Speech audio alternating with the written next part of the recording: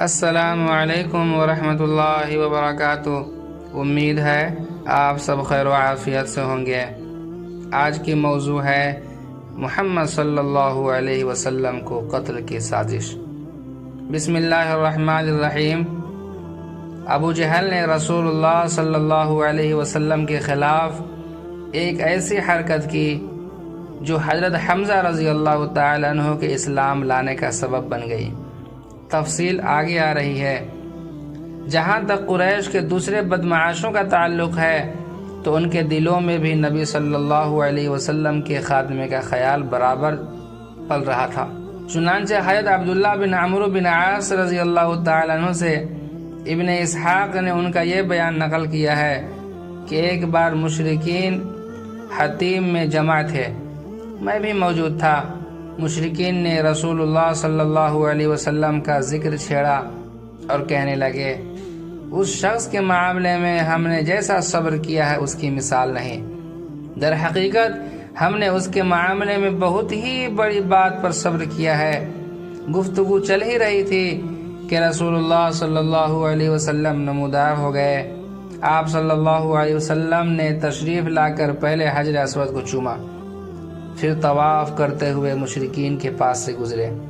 انہوں نے کچھ کہہ کر طعنہ زنی کی، جس کا اثر میں نے آپ صلی اللہ علیہ وسلم کے چہرے پر دیکھا۔ اس کے بعد جب دوبارہ آپ صلی اللہ علیہ وسلم کا گزر ہوا تو مشرکین نے پھر اسی طرح کی لعن طعن کی۔ میں نے اس کا بھی اثر آپ صلی اللہ علیہ وسلم کے چہرے انور پر دیکھا۔ اس کے بعد آپ صلی اللہ علیہ وسلم کا گزر تیسری بار ہوا تو مشرکین نے پھر آپ صلی اللہ علیہ وسلم پر لعن طعن کی۔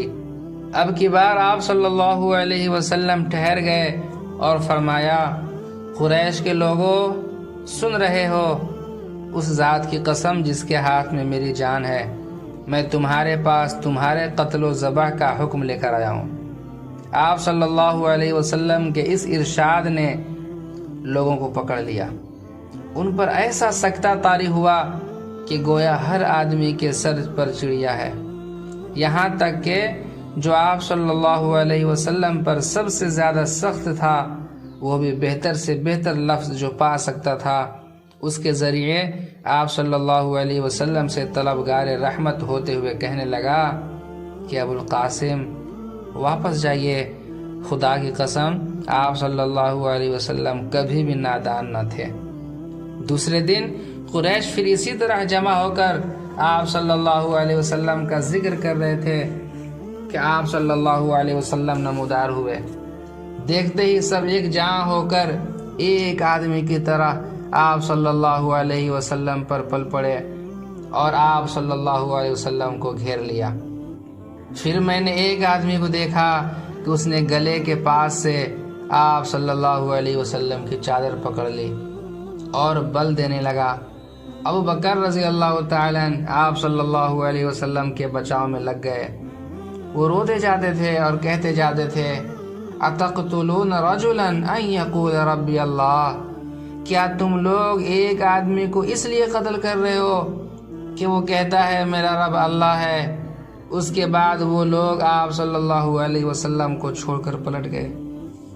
عبداللہ بن عمرو بن عاص رضی اللہ تعالیٰ عنہ کہتے ہیں کہ یہ سب سے سخت اظہار ثانی تھی جو میں نے قریش کو کرتے ہوئے کبھی دیکھی۔ صحیح بخاری میں حضرت عروہ بن زبیر رضی اللہ تعالیٰ عنہ سے ان کا بیان مروی ہے کہ میں نے عبداللہ بن عمرو بن عاص رضی اللہ تعالیٰ عنہ سے سوال کیا کہ مشرکین نے نبی صلی اللہ علیہ وسلم کے ساتھ جو سب سے سخت ترین بدسلوکی کی تھی، آپ مجھے اس کی تفصیل بتائیے۔ انہوں نے کہا کہ نبی صلی اللہ علیہ وسلم خانہ کعبہ کے پاس حطیم میں نماز پڑھ رہے تھے کہ عقبہ بن ابی معیط آ گیا۔ اس نے آتے ہی اپنا کپڑا آپ صلی اللہ علیہ وسلم کی گردن میں ڈال کر نہایت سختی کے ساتھ آپ صلی اللہ علیہ وسلم کا گلا گھونٹا۔